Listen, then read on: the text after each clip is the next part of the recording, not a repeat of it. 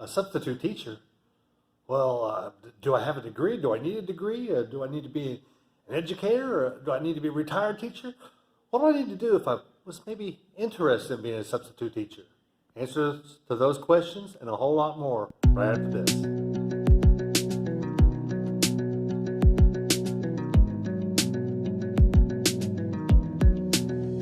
in the world would want to be a substitute teacher? Well, basically anybody with a bachelor's degree, an associate's degree, in most states, as it is regulated by the state, would determine whether you can be qualified to be a substitute teacher. Do you need to be a substitute teacher for drama? Do you have to have a background in drama? Actually, no. Now, maybe to be a long-term substitute, like let's say a teacher was out on maternity leave or had a death in the family and they lived in Australia or something, we're going to be gone for a couple of weeks, maybe so. But for one day, no, you could probably handle one day, because I think most people could handle one day, especially for the high school. Now you think, well, those kids are crazy and they're all over the place. But for high school, a lot of those kids, students, I should say, have they don't have to be there. And the great thing about doing high school is normally all you need to do is give a test, watch a video, or basically just babysit. They don't expect you to come in for one day and to be teaching a class. That's just not feasible. But a lot of the younger students in elementary school and some middle school, yeah, you might actually have to teach a class. However, a teacher should provide you with a binder of some sort that's going to help guide you through what they feel is needed.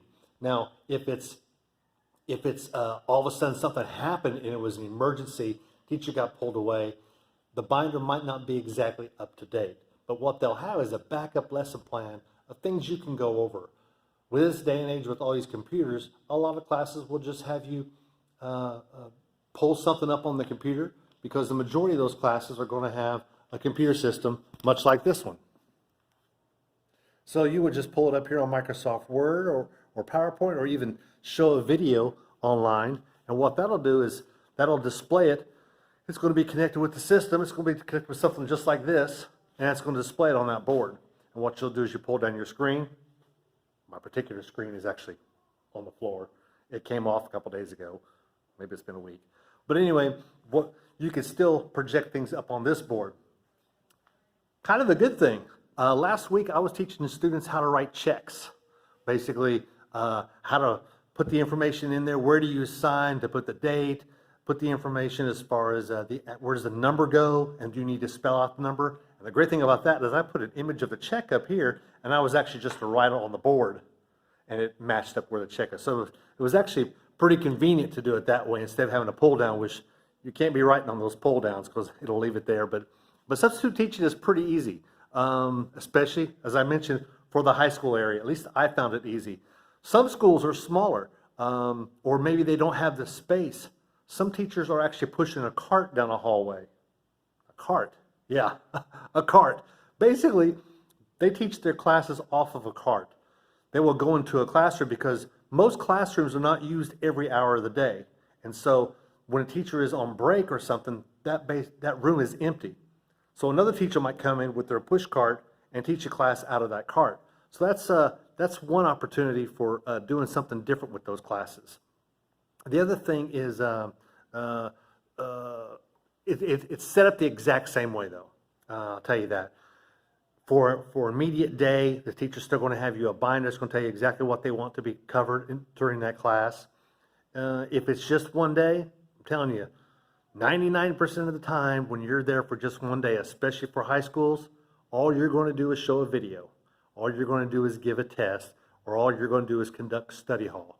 Normally, one of those three things are what you're going to be doing. So it's really not all that difficult. It's definitely something you can handle, and you should consider. Now, what are the requirements? Every state is a little different. They have different requirements. Some say you must have an associate's. Some say you must have a bachelor's.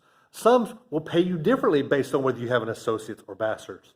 I spent 2 years as a substitute school teacher while I was in school. Now, I will say this. I went to school later in life. I was in my 30s or something when I started back to school and finished up my bachelor's degree. Definitely thankful that I finally got it, but while I was doing that, I was looking for some part-time income.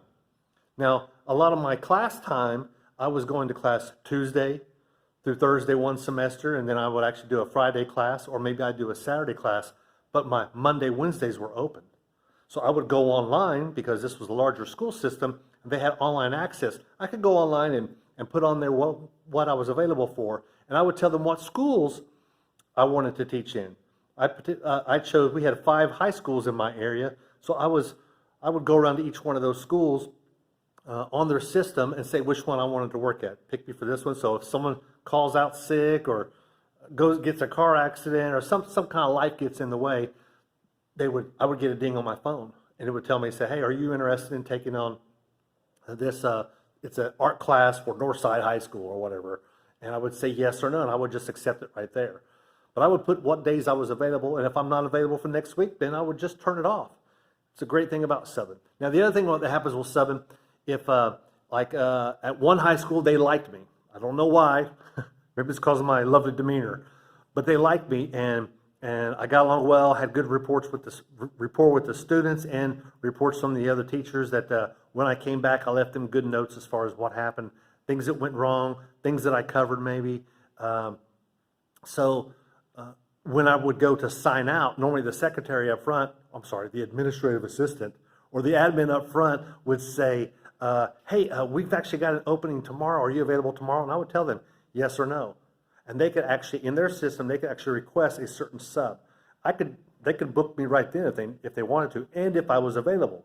In lots of cases, I would say, well, I'm not available that day, but I'm available this other day. Do you need someone then? They're like, well, yeah, this teacher's going to be out 3 days, and by all means, you can come back to the second day and teach for that teacher. So a lot of other teachers will schedule their time off. They've got a wedding coming up, and so they want to be gone that Friday, or they got something. So even down the road, you might get a good idea where you'll be working at what time. A lot of times with subs, it's the next day. You might get a call in the morning. They don't expect you to jump out of bed and don't shower and just come in as you are. No, they expect if you don't get a call till 8 o'clock, you might not be there till 9. So they'll cover that class till 9 o'clock until you get there. You're not the first sub they ever had in most cases. So they've worked with substitute teachers before, and they understand that life gets in the way, and they need to give you some heads up if they want a good sub, and they want you to do a good job. But they definitely like to keep their good subs, because they'll get some subs that, well, after getting class for a couple of days, they probably shouldn't have been a sub. But it happens, and they'll work with you as much as they can, but basically they'll just quit calling you. And so will the other schools, and you'll get a reputation in that school system that they don't want to call you. But however, to each his own. Me personally, I don't like to teach junior high. Junior high is like crowd control. Seems like all you're doing is crowd control. Now, other teachers, they might love junior high. They might love the little kids. I'm not doing the little kids. I don't think I can entertain for that long. 6 hours at a time? No. The same group? No. Give me high school. Let me go in there for the hour and a half or 50 minutes, some schools, and get out of there and get another group of kids and teach basically the same, go over the same information, whether we're doing state capitals or whatever. I also try to have a few things in my backpack of things that I might be able to cover, things I might want to invest in the kids with, or the students with. I can call them kids. I need to call them students. But things I want to invest in the students as far as just basic information, as far as life skills. For example, I might go over how to write a check if this class is a senior class, if they've never written checks before. Because writing checks can be difficult. You don't leave those spaces. You don't mess up the microline across the bottom. If you don't know what a microline is, maybe you should check out my videos about those microline spaces. But anyway, that's all I have for you today, and I'll be posting some more, maybe on teaching, maybe on masonry, and maybe on travel. So just like and subscribe this video, and we'll catch you later.